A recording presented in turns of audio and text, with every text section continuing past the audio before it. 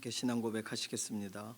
전능하사 천지를 만드신 하나님 아버지를 내가 믿사오며 그 외아들 우리 주 예수 그리스도를 믿사오니 이는 성령으로 잉태하사 동정녀 마리아에게 나시고 본디오 빌라도에게 고난을 받으사 십자가에 못 박혀 죽으시고 장사한 지 사흘 만에 죽은 자 가운데서 다시 살아나시며 하늘에 오르사 전능하신 하나님 우편에 앉아 계시다가 저리로서 산 자와 죽은 자를 심판하러 오시리라.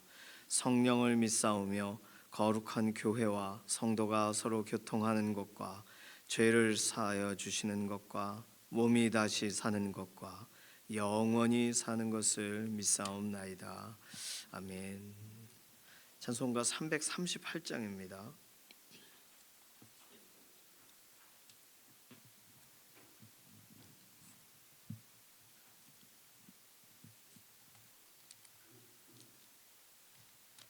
(338장입니다) 내 주를 가까이 하게 함은 십자가 짐 같은 고생이나 내 일생 소원은 늘 찬송하면서 주께 더 나아가기 원합니다. 내 고생하는 거 옛 야곱이 돌베개 베고 잠 갔습니다. 꿈에도 소원이 늘 찬송하면서 주께 더 나아가기 원합니다. 천성에 가는 길 험하여도 생명길 되나니 은혜로다. 천사 날 부르니 늘 찬송하면서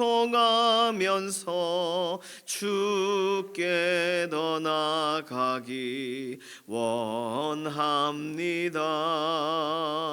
야곱이 잠 깨어 일어난 후 돌단을 쌓은 거 본받아서 숨질 때 되도록 늘 찬송하면서 주께 더 나아가기 원합니다. 아멘.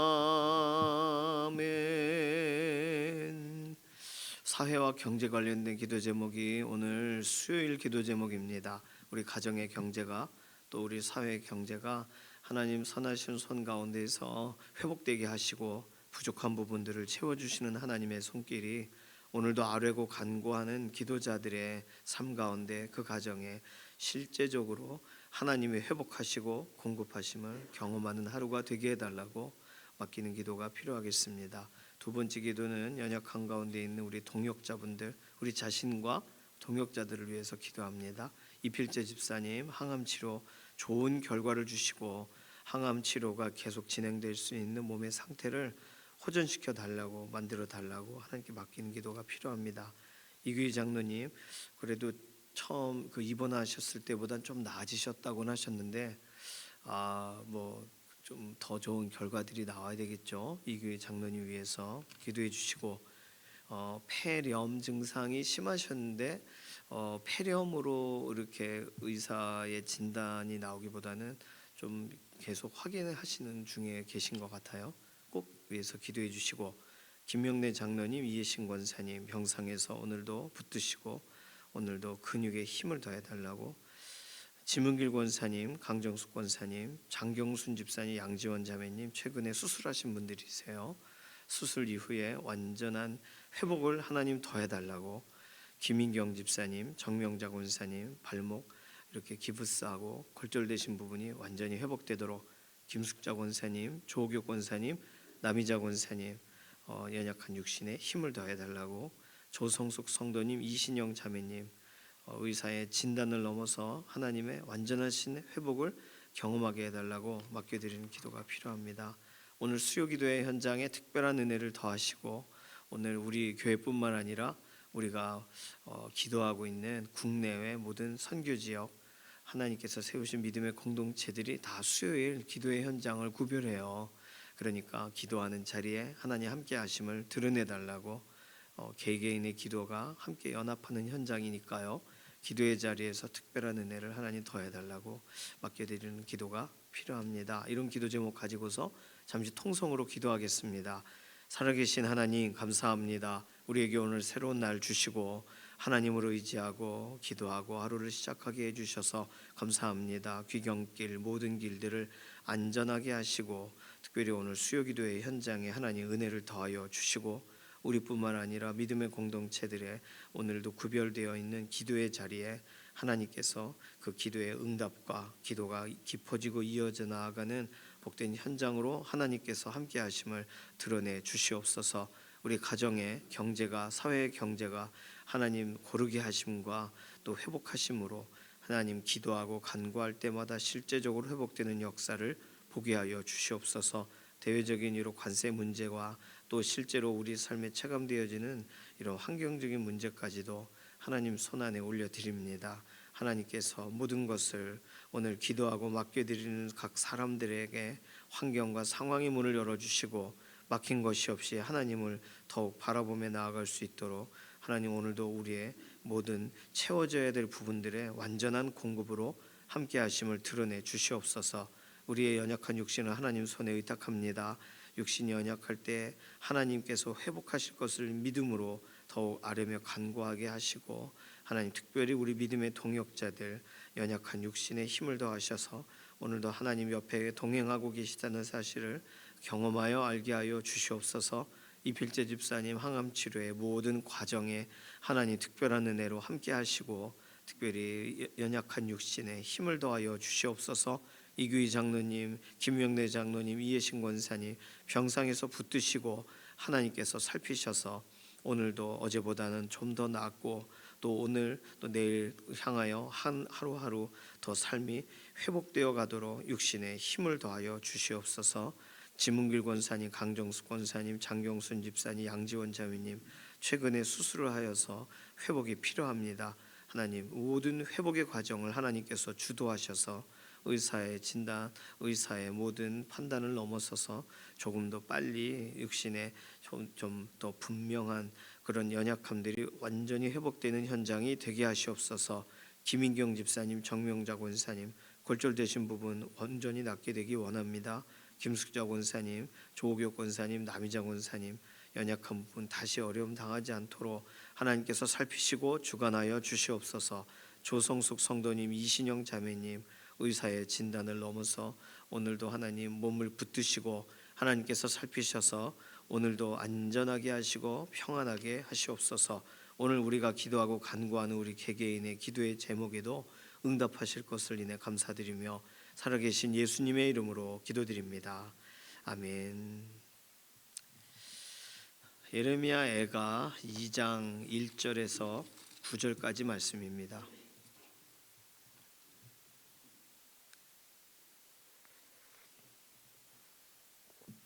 구약성경 1144페이지 정도 있어요. 예레미야 애가 2장 1절에서 9절까지. 문단은 10절까지 끊어져 있지만 9절까지만 오늘 내용상 읽도록 하겠습니다. 1절에서 9절 함께 읽습니다. 슬프다, 주께서 어찌 그리 진노하사 딸 시온을 구름으로 덮으셨는가. 이스라엘의 아름다움을 하늘에서 땅에 던지셨으며 그의 진노의 날에 그의 발판을 기억하지 아니하셨도다. 주께서 야곱의 모든 거처들을 삼키시고 긍휼히 여기지 아니하셨으며 노아사 딸 유다의 견고한 성체들을 허물어 땅에 엎으시고 나라와 그 지도자들을 욕되게 하셨도다.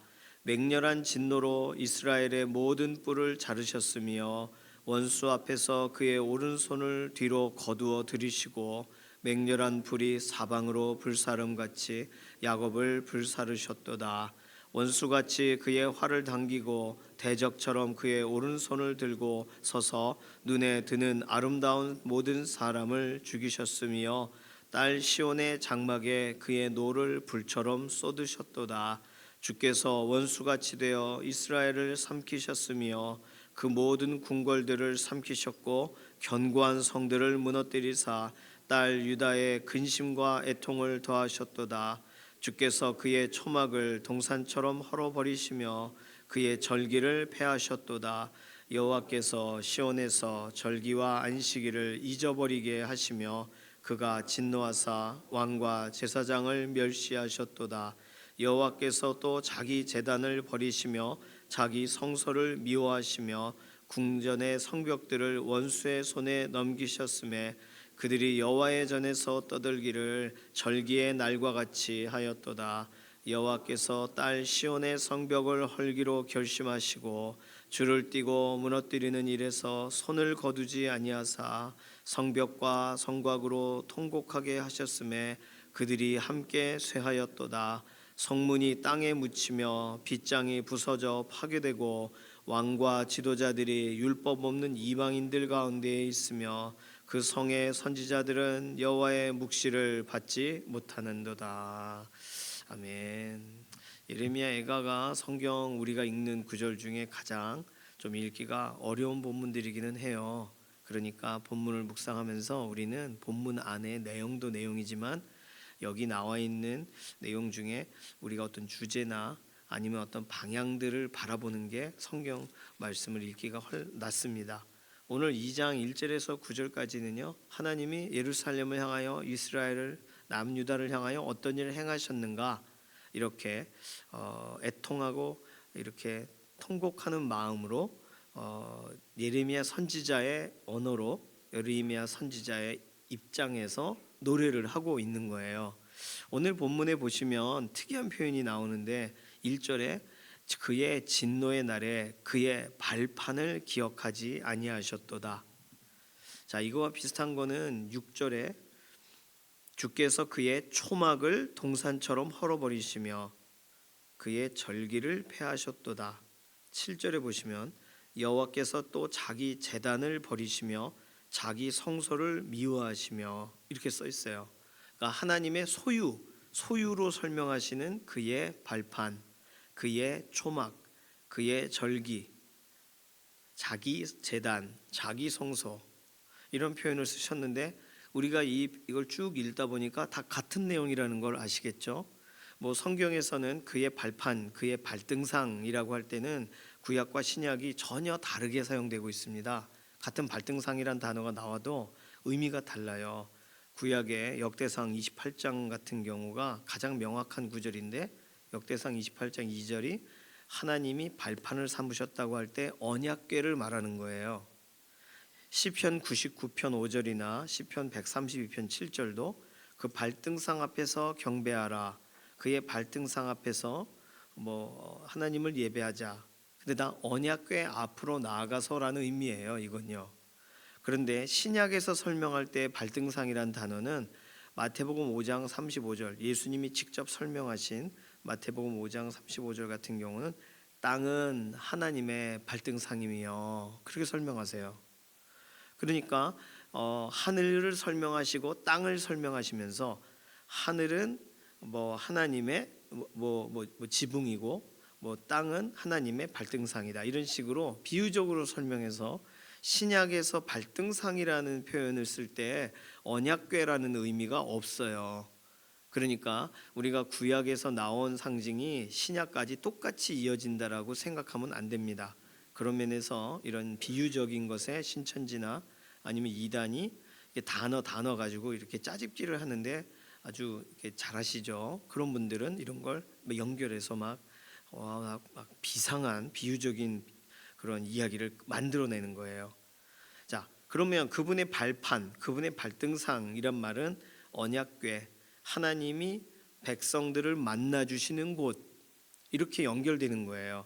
그러니까 하나님이 그분의 발등상을 기억하지 아니하셨도다, 약속을 기억하지 않으셨도다라고 봐도 되는 거예요. 1절은 6절에 나와 있는 그의 초막을, 그의 절기를 폐하셨도다. 그의 초막은 뭐예요? 하나님의 백성들과 함께 거하시기 위하여 하나님의 장막을 12 각 지파별로 진을 치고 있는 정 가운데로 시내산에서 그곳으로 내려오시거든요. 모세를 통하여 옮기게 하세요. 거기서부터 출발된 게 사실은 성전의 모형이죠. 성막이 이젠 정착한 게 성전이니까. 근데 성막과 성전은 언약궤가 있어서 성막이고 성전인 거예요. 언약궤가 없으면 아무것도 아닌 거죠. 그렇게 보면 그의 초막을, 그의 절기를 폐하셨도다라고 하면 하나님께서 예배하러 나오는 사람들의 그 발을 더 이상 오지 않게, 우리가 알고 있는 말라기 본문 같은 데 설명되어 있는 것처럼 마당만 밟고 그렇게 괴롭지 않았으면 좋겠다, 이런 설명을 하시는 부분들이 오늘 6절과 비슷한 거예요. 그의 초막은 헐어버리시고 그의 절기는 폐하신다, 이렇게 하셨습니다.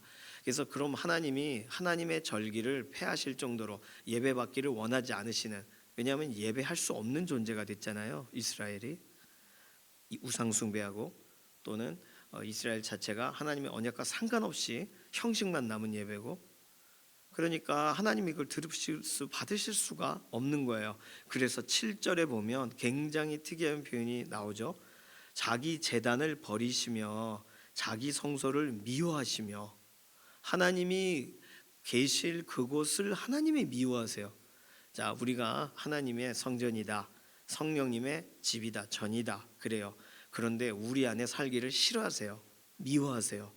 이렇게 적용해 보면, 하나님이 그냥 이 이스라엘을 그냥 단순히 거리를 두시는 게 아니라 이스라엘에 대한 하나님의 분노를, 하나님의 진노를 쏟으시기 위하여 실제적으로 하나님이 허용하셨던 모든 은혜의 수단을 닫으시는 걸 말해요. 그러니까 오늘 1절로 다시 돌아가서 그의 진노의 날에 그의 발판을 기억하지 아니하셨다. 다른 말로 하나님은 하나님의 진노의 날, 하나님이 정하신, 작정하신 사역이죠. 하나님이 작정하신 거죠. 그러면 사역보다 발판, 관계보다 사역을, 소유보다 하나님의 역사를, 두 개를 비교해 본다면 하나님은 어느 쪽을 더 주의 깊게 관심을 가지시는가라고 했을 때, 이스라엘 백성들은 기본적으로 우리 아브라함의 자손들이야, 하나님이 우리를 그렇게 하실 리가 없어, 이렇게 생각한 반면 하나님은 이스라엘 자손들에 대하여 심판하신 계획을 완전히 진행하세요. 그래서 다시는 회복되지 않을 것처럼, 물론 70년 이후에 돌아오리라라는 약속을 주시지만 예레미야 선지자의 이 외침을 아무도 듣지 않습니다. 다니엘과 같이 기도하는 사람들이 듣게 될 뿐이죠. 그러니 일반적으로 그 당시에 많은 사람들은 하나님이 약속을 주셔도, 심지어 70년 후에 회복되겠다는 약속을 주셔도 관심이 없어요. 그냥 끌려가고 우린 끝났어, 우리는 하나님으로부터 버려졌어, 끝이에요. 그냥 그렇다면 돌아봐서 하나님께서 우리에게 손을 내미셔서 우리가 하나님의 백성이 되고 하나님을 예배할 기회를 얻었고 하나님께 나아갈 믿음의 사람들이 되었고, 주변의 나라 민족들 가운데 야 부럽다 하는 말을 들었던 그 관계가, 하나님께서 도저히 참으실 수 없는 쏟아 부으시는 현장 가운데 갈 때 관계 때문에 하나님이 봐주세요? 안 그런 거예요. 선지서는 전혀 그렇지 않다. 관계 때문에 야 너 이쪽에 이렇게 와라, 너 그래도 너 여기 숨어 있어, 너 야단 맞을 때 너 이쪽으로 와, 이렇게 하지 않으신다는 걸 말하는 거예요. 하나님은 태도를 보시는 거예요. 우리의 태도를. 하나님은 우리의 삶에 실제로 일어나야 할 일을 보시는 거예요. 물론 커다란 전체적으로 본다면 관계 때문에 회복을 결국은 약속하시겠지만, 관계로 인해 하나님이 야단치시는 걸 덜 하시는가? 아니요, 전혀 그렇지 않습니다. 오늘 성경은 그렇게 말하질 않아요. 꼭 로마서 1장에 나와 있는 내버려 두신다라고 할 때 이방인들만 내버려 두시는 게 아니라 말씀을 지키지 않는 유대인들을 내버려 두시는 거잖아요. 분명히 유대인들에게는 하나님이 계획하신 약속이 있어요. 그렇지만 내버려 두세요. 내버려 두시는 그런 일들, 로마서 1장 28절부터 2장까지 넘어갈 때 로마서 2장 여기 찾아보실까요? 로마서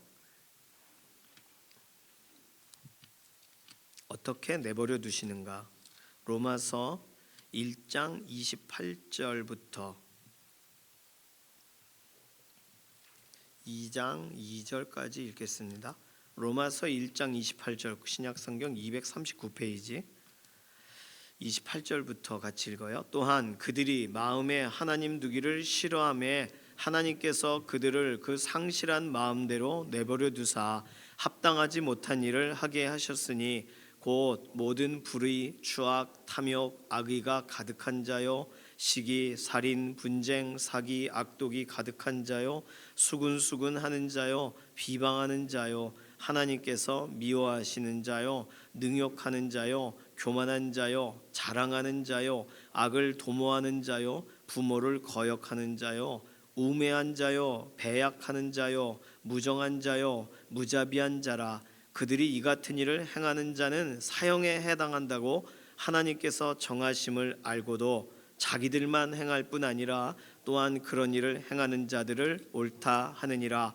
그러므로 남을 판단하는 사람아 누구를 막론하고 내가 핑계하지 못할 것은 남을 판단하는 것으로 내가 너를 정죄함이니 판단하는 내가 같은 일을 행함이니라.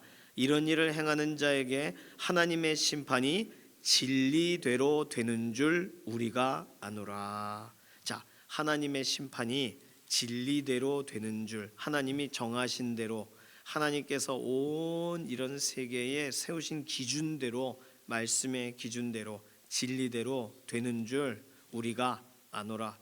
자, 그러면 이 앞에 나와 있는 28절에 하나님 마음을 두기를 싫어하며, 이게 단순히 그냥 이방인들, 하나님과 상관없는 사람들에 대한 이야기냐? 아니요. 하나님의 사람들, 하나님의 백성들 안에 일어나는 일이에요. 이게. 그러면 하나님의 백성은 하나님과 관계가 특별하잖아요. 하나님께서 그 백성을 정말 아끼시잖아요. 사랑하시지 않습니까? 그런데 하나님을 마음에 두기를 싫어해요. 하나님의 백성이. 뭐 24시간 뭐 평생을 그런 건 아니죠. 예배 드릴 때는 안 그렇겠죠. 하나님 앞에 기도할 때는 안 그렇겠죠. 그러나 그 이후의 시간에 하나님을 마음에 두기를 싫어하며, 그럴 수 있잖아요. 나 이거 영화 보는 동안 나 건드리지 마세요. 이럴 수 있잖아요. 그런 분명히 믿는 사람인데 믿는 사람이 선택해야 될 그런 일반적인 선택을 뒤로 미루는 거예요. 그걸 하나님 마음에 두기를 싫어하면 아니겠습니까? 믿는다면 믿는 쪽으로 결정해야 되는데 안 믿는 사람이 볼 때 선해 보이는 쪽으로 결정하면 그건 하나님 두기를 싫어하는 거 아니에요? 마음에? 하나님의 말씀의 기준을 따라가기를 거절하는 거니까. 그렇다면 하나님은 그들에 대하여 어떻게 행하시는가? 좀 전에 로마서에 설명한 것처럼 그렇게 각각 사람들을 하나님이 보실 때 어떤 사람처럼 보시는지 쭉 설명하다가 2장 2절에 하나님의 심판이 진리대로 된다 이렇게 설명하고 있습니다. 하나님이 이미 공개하셨던 대로 되는 거예요. 진리는 숨겨져 있지 않아요. 하나님은 진리를 아주 초반부터 계속 설명해 오셨습니다. 하나님이 말씀을 어떻게 따라가야 되는지 우리의 삶에 제시하셨단 말이죠. 자, 그런 걸 이 로마서 1장과 비슷한 패턴으로 오늘 쓰여져 있다라고 보시면 되겠어요. 2절에 보시면 2절은 하나님께서 행하시는 일이 긍휼히 여기지 아니하신다. 그렇죠? 또 유다를 지도자들을 욕되게 하신다. 3절에는 뭐라고 돼 있어요? 그 뿔을 자르신다. 뿔은 구약에서 자랑을 말해요. 그 모든 자랑과 이런 걸 다 잘라버리세요. 그 다음에 특이한 표현 나오죠. 하나님은 그 오른손을 뒤로 거두어 들이시고, 오른손으로는 돕는 손이거든요. 오른손으로는 붙드는 손인데 그 손을 뒤로 걷어들이신다는 거예요. 그리고 불사르신대요. 4절에 보면 대적처럼 대하세요. 4절에는 원수같이 활을 당기고 대적처럼 그 오른손을 들고, 오른손을 들어요. 오른손으로 왜 들어요? 때리려고. 노를 쏟으신다. 5절에는 원수같이 삼키신다, 무너뜨리신다, 근심과 애통을 더하신다. 그러면서 이제 이게 좀 더 구체적으로 보여지는 게 절기를 폐하신다. 어떻게 폐하세요? 잊어버리게 하세요. 여호와께서 시온에서 절기와 안식일을 잊어버리게 하시며, 그러니까 예수님 믿는다고 하면서 어머 예배 시간이었어? 몰랐어. 잊어버리게 되는 거 아니에요? 그러니까 누구든지 되어질 수 있는 일을 써놓은 겁니다. 오늘 아주 그냥 흉악한 죄인이 끌려갈 때 어떤 일이 발생하는 걸 써놓은 게 아니라, 오늘 하나님을 마음에 두기를 싫어하고 하나님 앞에 예배하는 것을 잊어버리는 사람들에 대하여 말하는 거예요. 8절에 보면 7절에 보면 원수가 예루살렘에서 막 떠들게 하세요. 어떻게 해요? 절기의 날에 이스라엘 백성이 예배하러 모여 막 왁작지껄 하듯 원수가 성벽을 무너뜨리고 거기서 막 떠들게 만들어요. 8절 또 무너뜨리신다라고 써 있어요. 성벽을 헌다, 무너뜨린다. 9절에는 뭐라고 써 있어요? 9절이 특이하죠. 율법 없는 이방인들 가운데 있게 되고 여호와의 묵시를 선지자들은 받지 못하게 된다. 이게 자세히 보면 처음에는 하나님께 나아가는데 하나님이 우리를 향하여 긍휼히 여기지 않으세요. 단순히 그냥 안 도와주셨나 보다 이렇게 생각하다가 뭔가가 일이 잘 안 풀려요. 그러면 뿔을 자른다. 적용해 보는 거예요. 그 다음에 대적처럼 대하신다. 하나님 저한테 왜 그러세요? 근심과 애통을 더하신다. 믿는 사람인데. 그 다음에 절기와 안식일을 잊어버리게 만드신다. 그리고 율법 없게, 묵시 없게 하신다. 결국에 하나님은요, 이 모든 과정들을 이스라엘 백성에게 실제적으로 진행하신 거예요. 그러니까 오늘 얼마든지 믿음의 사람들에게도 이 일이 일어날 수가 있어요. 이유는 간단해요. 하나님이 우리를 향하셔서 손을 내미신 관계만 생각하고 사니까. 관계가 아니라 관계가 되려면 우리는 생각을 좀 더 해봐야 돼요. 뭐냐면 하나님은 우리와 교제를 하시려고 우리를 지으셨단 말이죠. 창조의 이유입니다. 그리고 이 모든 만물을 다스리게, 그러니까 다스린다는 말은 말 한마디도 하나님의 방식대로 하도록이죠. 말은 막 비수같이 하는데 하나님의 방식대로 세상을 다스릴 수가 있어요? 아니죠. 그러니까 하나님은 우리에게 우리의 상황 자체가, 상태 자체가 하나님을 향하도록 만드셨어요. 그런데 우리가 하나님을 향하는 것은요, 에덴 동산의 사건을 볼 때 우리는 기본적으로 알 수 있는 것이 단순히 관계를 우리로 연결지어 주셔서 그래서 하나님께 언제든 나갈 수 있는 게 아니라, 하나님과의 교제란 나아갈 상태가 될 때에만 가능하다는 것을 에덴 동산에서 우리는 배웠어요. 다시 말하면 죄 없는 상태일 때에만 하나님이 받아주시는 거예요. 하나님이 의롭다라는 기준을 우리가 지킬 때에만 하나님 앞에 나아갈 수 있어요.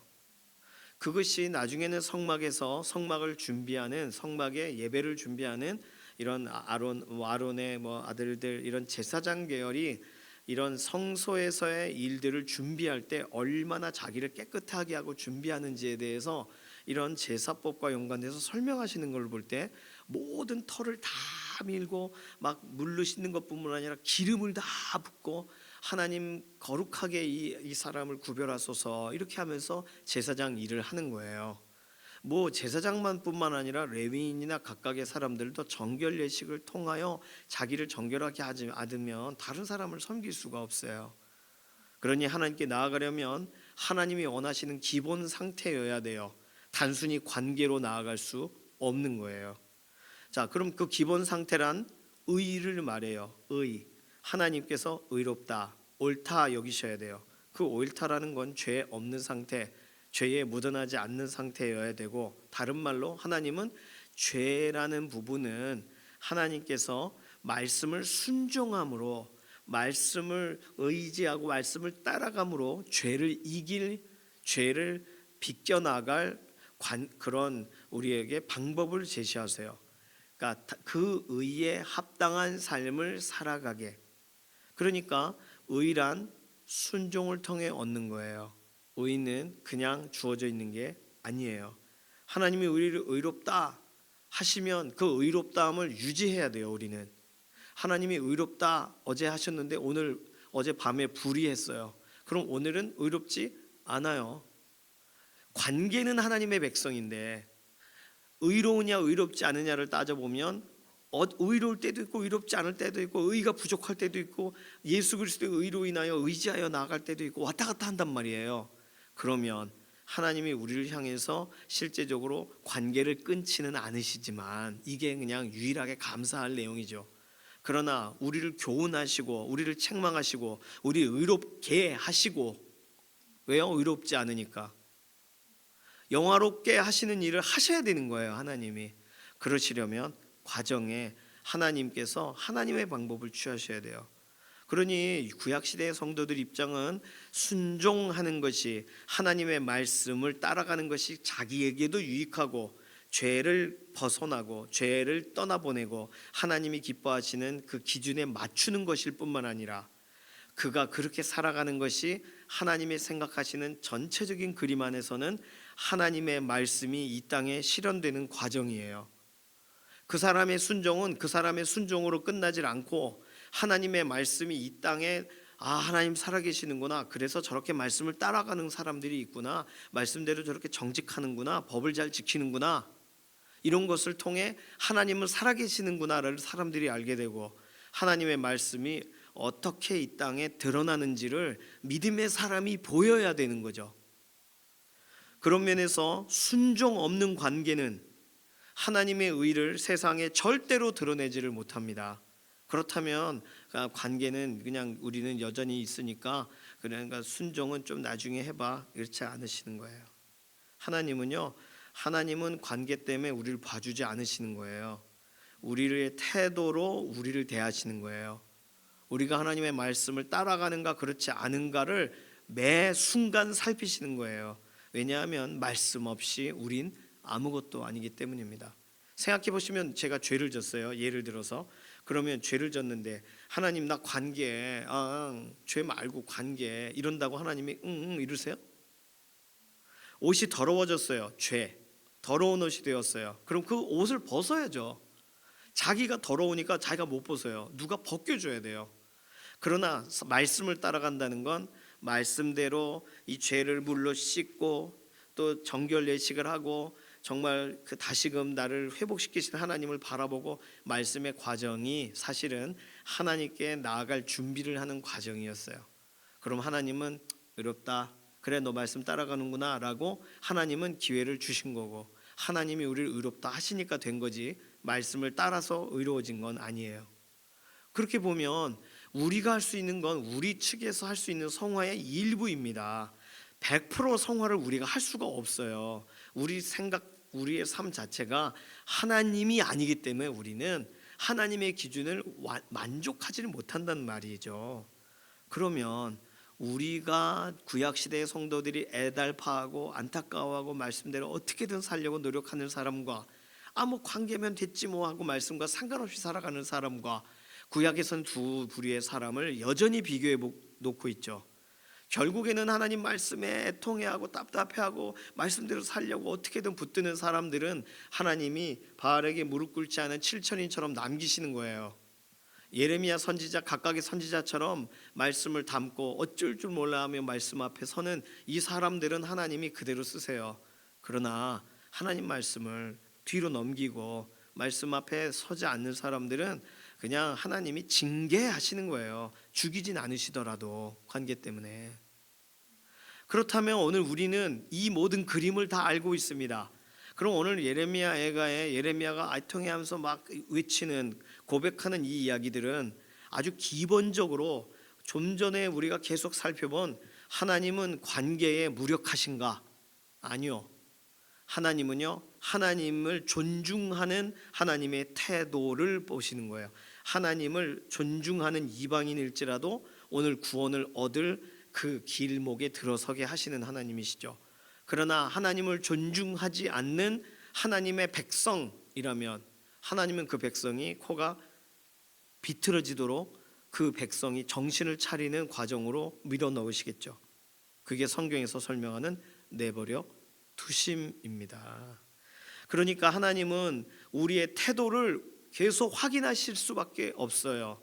예를 들어 이걸 좀 치워줘라 그랬어요. 그러면 네 그러고 안 치워요. 그러면 그 아이는 제 말에 네 했기 때문에 반응했으니까 날 무시한 건 분명히 아닌데 그 아이의 태도는 무시한 거죠? 그렇죠? 그 아이는 지금 부모를 무시한 거란 말이에요. 습관적으로 자기도 모르게.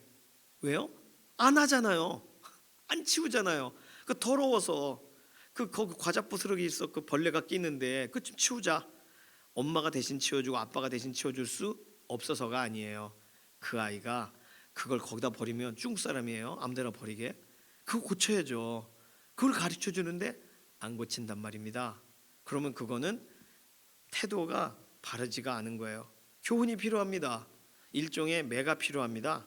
후드로 맞는 게 필요해요. 그래야 신체 일부에 압박을 받아야 이게 몸에 남아야 그래야 기억을 하는 거예요. 얼마나 이 참 우매합니까? 그러니 우리는 자녀들을 양육하는 과정 안에서도 너무나도 잘 아는데 우리는 하나님 앞에만 서면 하나님 관계로 충분하잖아요. 왜 그러세요 하나님? 하나님이 나 먼저 손잡아 주셨잖아요. 사랑을 보여주셨잖아요. 예수님을 보내주셨잖아요. 근데 왜 그러세요? 이런단 말이에요.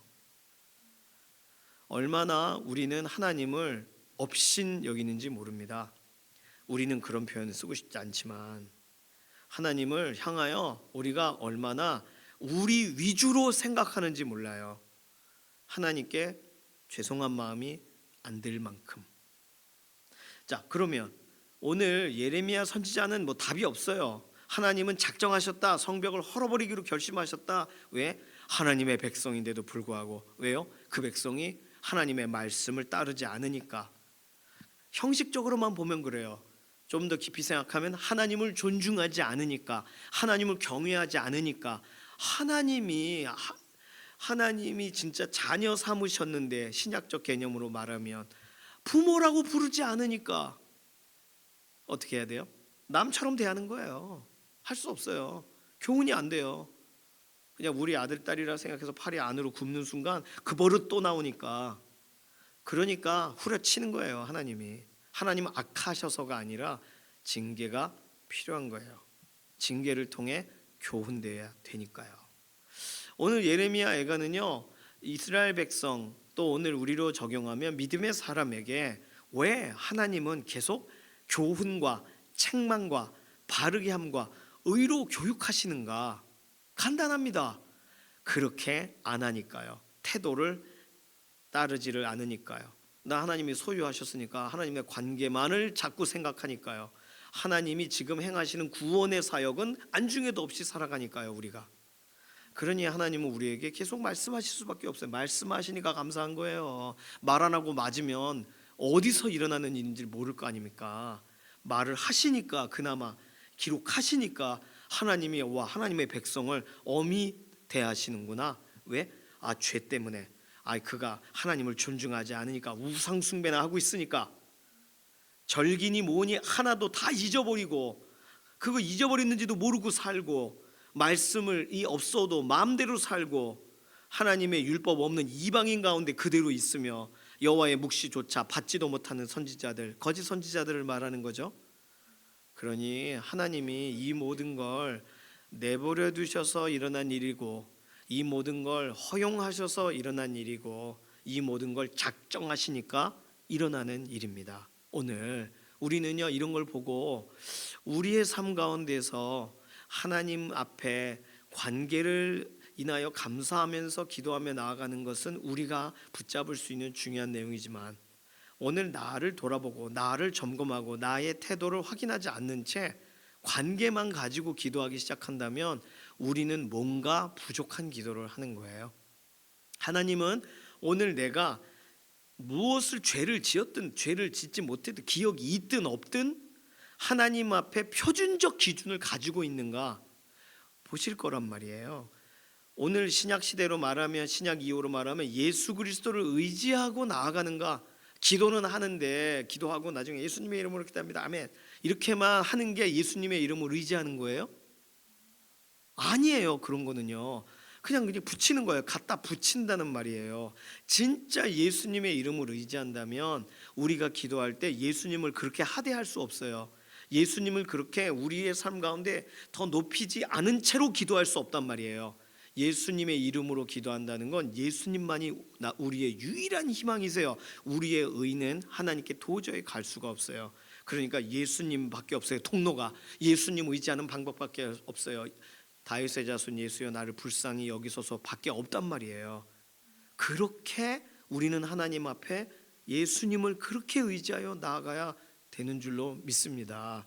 오늘 이 예레미야 선지자가 애통해하는 이 일이 우리의 가정 안에 있을 수도 있고, 아니 나의 습관 안에 있을 수도 있고, 이 나라 이 민족 안에 있을 수 있어요. 그럼 우리는 어떻게 해야 될까요?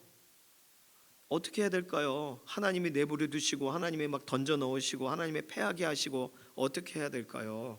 오늘 이 본문을 자세히 볼 때 사실상 우리는 우리의 방식을 우리가 이걸 드러내고 할 수 없어요. 빌립보서 3장 9절 말씀 보실까요? 빌립보서 3장 9절 말씀 보시겠습니다. 빌립보서 3장 9절에 보시면 8절 9절 볼까요? 신약성경 320페이지. 우리는 어디서 발견돼야 되는가? 8절 9절 함께 읽습니다. 또한 모든 것을 해로 여김은 내 주 그리스도 예수를 아는 지식이 가장 고상하기 때문이라. 내가 그를 위하여 모든 것을 잃어버리고 배설물로 여김은 그리스도를 얻고 그 안에서 발견되려 함이니 내가 가진 의는 율법에서 난 것이 아니요 오직 그리스도를 믿음으로 말미암은 것이니 곧 믿음으로 하나님께로부터 난 의라. 구약에서 지금까지 제가 설명드린 모든 것은 하나님이 가지신 기준에 우리는 부합하지 못하는 삶이 순간순간 있어요. 그런데 신약에서 제시하는 건 뭐냐 하면 우리 자신을 우리가 한 일에서 발견하지 말고 예수 그리스도 안에서 우리가 발견돼야 된다는 거예요. 우리가 예수 그리스도 안에 들어가 있다는 사실이 우리의 유일한 희망이 돼야 되는 것입니다. 내가 가진 의는 율법에서 난 것이 되면 안 돼요. 오직 그리스도를 믿음으로 말미암는 것이어만 되고 곧 그것은 믿음으로 하나님께로부터 난 의여야 된다. 그러니 하나님께로부터 나여 하나님께로부터 출발한 의가 우리의 입장에선 믿음으로 하나님께로부터 난, 이 특이한 표현인데 우리가 할 수 있는 건 예수 그리스도를 믿음으로 해요. 오직 예수 그리스도께서 날 위해 죽으셨다는 사실을 믿음으로, 예수 그리스도께서 나를 위해 사셨다는 사실을 믿음으로, 예수 그리스도께서 나를 위해 지금도 간구하신다는 사실을 믿음으로 말미암은 의, 나에게서 나온 게 아니라 나에게서는 여전히 부족하니까. 완전하신 의는 예수 그리스도를 통하여 시작된다는 것을 우리가 볼 때 우리는 오직 다른 방법 없이 예수님만 의지하면서 오늘 나에게선 답을 찾을 수 없다는 걸 우리가 깨닫고 예수님 의지하고 또 하루를 시작해야 돼요. 어제까지 의로웠는데 괜찮지 뭐. 그건 내 의를 의지하는 거예요. 어제까지 전도 열심히, 지지난주에 전도 열심히 했으니까 됐지 뭐. 그런 거 의지하면 안 되는 거예요. 오늘 나는 하나님께 나아갈 수 있는 사람인가? 하나님의 백성이니까 관계로 당연히 나아가지. 아니요, 불가능해요. 하나님은 관계를 붙드시지만 하나님은 관계로 우리를 봐주지 않으시니까요. 하나님은 오늘 우리가 하나님 앞에 어떻게 서는가, 예수 그리스도 안에 발견되어 예수 그리스도를 의지하고 예수님의 의만 나의 모든 유일한 하나님께 나아갈 수 있는 길이다라고 확신하는가, 이걸 보시는 거죠. 그렇다면 구약시대보다는 엄청 좋은 과정입니다. 구약시대에는 발품을 팔아야 되고 말씀대로 어떻게든 안 지키면 큰일 나는데, 오늘 우리는 예수님의 의만 붙들면 하나님께 나아가는 길을 얻는단 말이에요. 얼마나 안전하고 간단하고 확신합니까?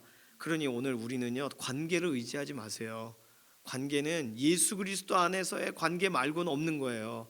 예수 그리스도께서 날 위해 행하신 일을 믿는, 그래서 의지하는, 그래서 하나님께 나아가는 길은 오직 예수님이십니다. 어저께 내가 열심히 기도해서 그래서 오늘 하나님과 나와의 관계가 더 좋으니까 하나님이 날 봐주시는 게 아니라는 걸 알고 있습니다. 이게 우리의 태도가 돼야 하는 줄로 믿습니다. 복잡하게 설명드린 것 같은데, 오늘 예레미야 애가를 보며 오늘 우리의 삶에 다시금 하나님의 말씀을 적용해 놓는 거예요. 이 시간 같이 기도할까요?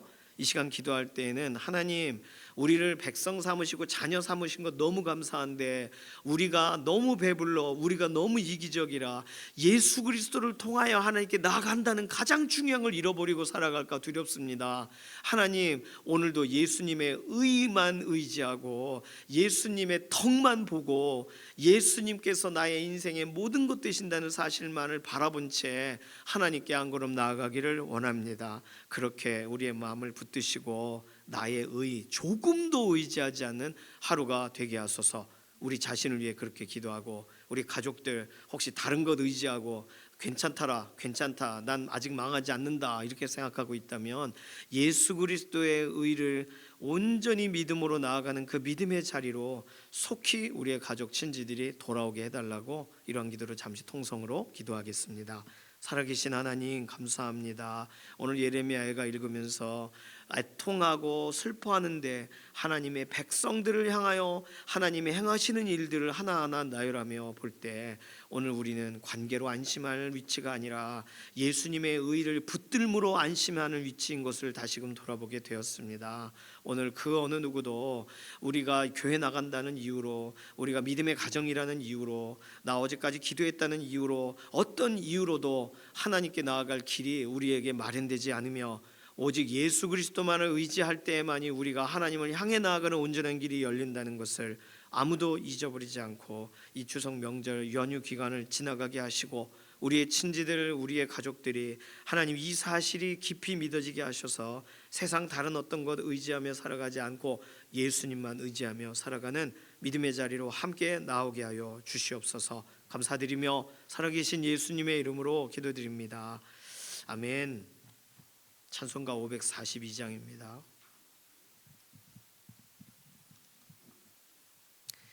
542장 1절 4절 부르겠습니다. 구주 예수 의지함이 심히 기쁜 일일세, 영생 허락 받았으니 의심 아주 없도다. 예수 믿는 것은 받은 증거 많도다. 예수 귀한 예수 믿음 더욱 주소서. 구주 예수 의지하여 구원함을 얻었네. 영원 무궁지나도록 주여 함께 하소서. 예수 믿는 것은 받은 증거 많도다. 예수 귀한 예수 믿음 더욱 주소서. 아멘. 주님께서 가르쳐주신 기도합니다. 하늘에 계신 우리 아버지여, 이름이 거룩히 여김을 받으시오며 나라의 임하옵시며 뜻이 하늘에서 이루어진 것 같이 땅에서도 이루어지이다. 오늘날 우리에게 일용할 양식을 주옵시고 우리가 우리에게 죄 지은 자를 사하여 준 것 같이 우리 죄를 사하여 주옵시고 우리를 시험에 들게 하지 마옵시며 다만 악에서 구하옵소서. 나라와 권세와 영광이 아버지께 영원히 있사옵나이다. 아멘.